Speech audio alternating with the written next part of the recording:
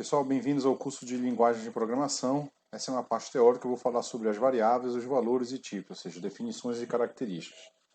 Dito de outra forma, a gente vai tentar entender como declarar as variáveis, como isso funciona, né, na linguagem de programação, como atribuir valor às variáveis e como definir o tipo dessas variáveis. Né? E o que são essas variáveis? Né? Variável é uma abstração de uma célula ou um conjunto de células de memória. Então você tem que imaginar a memória do computador, que é organizada em células, e você tem um valor que você vai colocar dentro de uma variável, né? Então, uma abstração desse espaço, desse conjunto de células que vai acomodar esse valor, seria a tal variável, né? Então, é uma abstração de algo físico que está acontecendo lá no meu computador, que é o conjunto de células que comporta essa variável, né? A gente aprendeu lá no início do curso, né, de que a variável seria uma caixinha. Então a gente pode entender como uma caixa. Ela pode ter diferentes tamanhos, essa caixa, dependendo do conteúdo que ela vai abrigar. Né? Por isso que a gente vai falar aqui também, além do conceito dessa abstração que é a variável, que é desse conjunto de células de memória, a gente vai falar também sobre o valor que você vai atribuir a ela e o tipo dessa variável. Né? Bem, característica de uma variável, ela tem um nome, que seria um identificador. Eu faço referência a essas células de memória a partir de um nome, um endereço, porque fisicamente essa variável está localizada onde na minha memória do computador, né? Ela tem um valor, ou seja, ela abriga algo e ela tem um tipo. Os outros dois elementos estão muito relacionados, que é o tempo de vida e o escopo. Então, uma variável que está dentro de uma função, ela só existe e morre quando ela existe quando a função é executada e morre quando a execução termina de ser executada. Então, o tempo de vida dela é durante a execução daquela função. E o escopo tem a ver com onde eu posso fazer referência a esse nome de variável. Então, como ela foi declarada dentro da função, então significa que eu só posso fazer referência a essa variável dentro da função. Se ela fosse declarada fora da função e eu puder usá-la dentro da função, então o escopo dela é maior do que o limite de definição da função. Isso é para vocês terem uma noção geral das características que uma variável pode ter. Obviamente, a gente está falando de um conceito mais teórico, mas vocês já viram isso de forma empírica quando vocês tiveram programar os primeiros códigos de vocês. Né? Nome das variáveis, que é uma das características dela. Né? É uma cadeia de caracteres que identifica uma entidade de um programa. Então, quando eu coloco lá o nome de uma variável soma, então é uma cadeia de caracteres, soma. Né? Como eu vou definir os nomes das variáveis depende de quem está projetando a linguagem. Existe linguagem de programação que você não pode definir variável com mais do que dois caracteres, mais do que dois símbolos, do que um símbolo, por exemplo. Então, o projetista da linguagem vai definir como você vai poder escrever, nomear essas variáveis, certo? Então, depende de decisões de projeto da linguagem de programação. Exemplo, tamanho máximo de um nome. Tem linguagem de programação que o número máximo de caracteres que você pode definir para uma variável é 32 caracteres, né? Mas, bem, as linguagens que a gente está estudando aqui não tem esse tipo de limite. Né? Então, você pode colocar um nome de uma variável, exemplo, saldo líquido da empresa no exercício 2020, é o nome de uma variável, por exemplo. Né? Então, claro, eu não sei se eu não cheguei a contar se ultrapassou o limite de 32 caracteres, que parece razoável, mas na prática é muito difícil você ter variáveis com nomes muito longos, né? Então, outra coisa que tem a ver com a cadeia de caracteres que nomeia essa variável são os caracteres que eu posso utilizar na nomeação dessa variável. Então, as linguagens de programação normalmente elas se limitam a caracteres alfabéticos, né? Estendendo isso um pouquinho para alfanuméricos.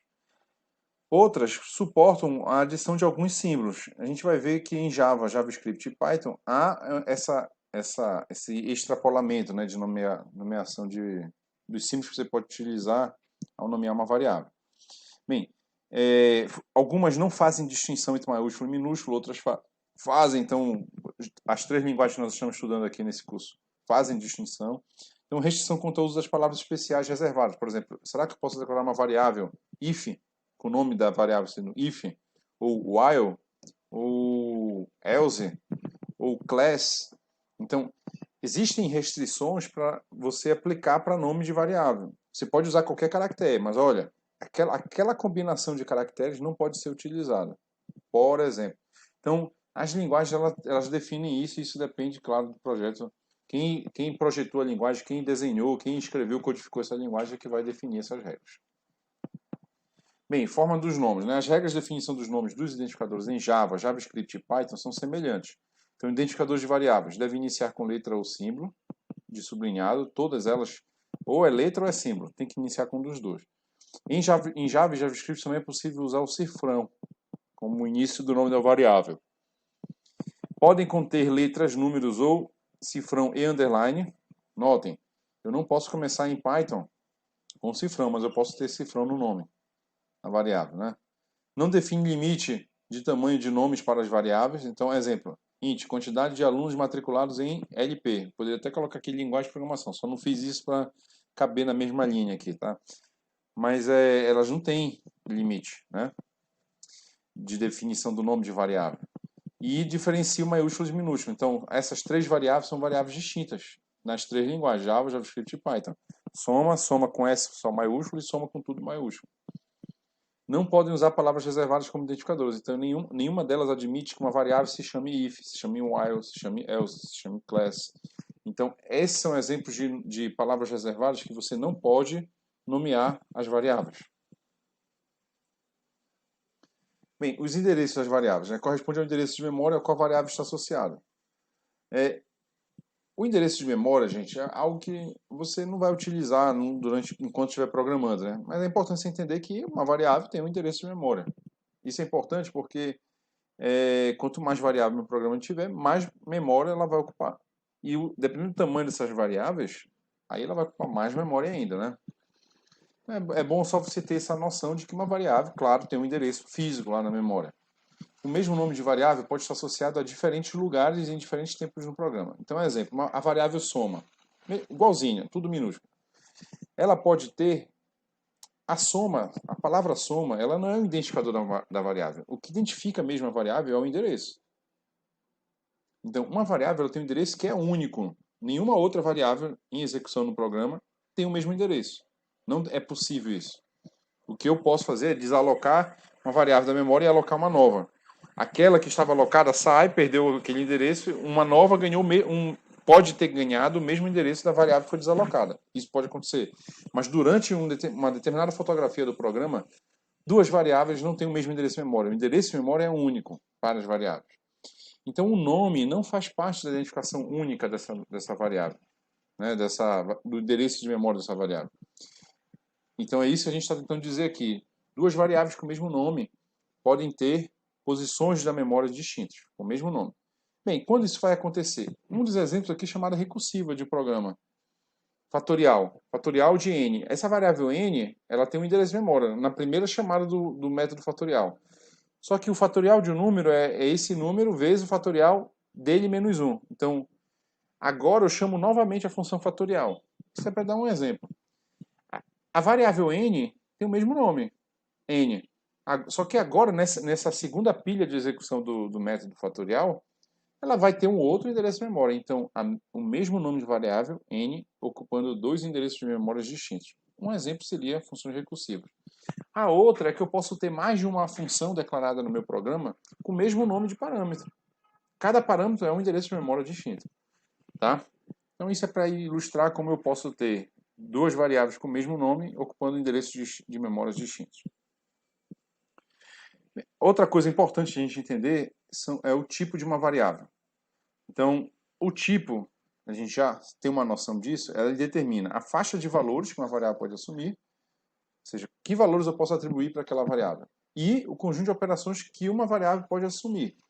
Que operações, sabendo que aquela variável é de um determinado tipo, eu posso fazer? Por exemplo, eu posso multiplicar strings em Python? É possível, porque ele suporta esse tipo de operação. O tipo string em Python suporta esse tipo de operação. Mas em Java não. Eu não tenho como multiplicar duas strings. Eu posso somar duas strings, que significa concatenar duas strings em Java, mas em Python não. Então, seriam as operações também. Então, um tipo ele define os valores que eu posso atribuir a uma variável e o conjunto de operações que eu posso executar com essa variável. Exemplo, uma variável do tipo boolean pode assumir os valores true e false. E pode realizar as operações AND, OR, NOT e XOR, né? Que seria o OR exclusivo. Isso seria o conceito de tipo de uma variável. Bem, o valor de uma variável. Aí aqui, pessoal, para a gente fechar, é o conteúdo de uma variável ou várias células de memória associadas àquela variável. Então imagina que uma variável tem um endereço de memória, ok? E essa variável tem esse endereço de memória é o endereço da primeira porção de células, né, que essa variável congrega.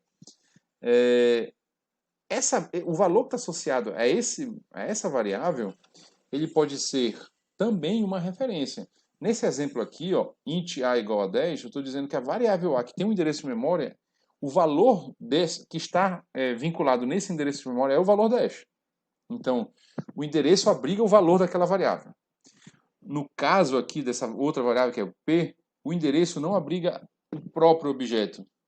O endereço abriga uma referência para esse objeto. Então, o que está dentro de p, da variável p, não é o próprio objeto pessoa.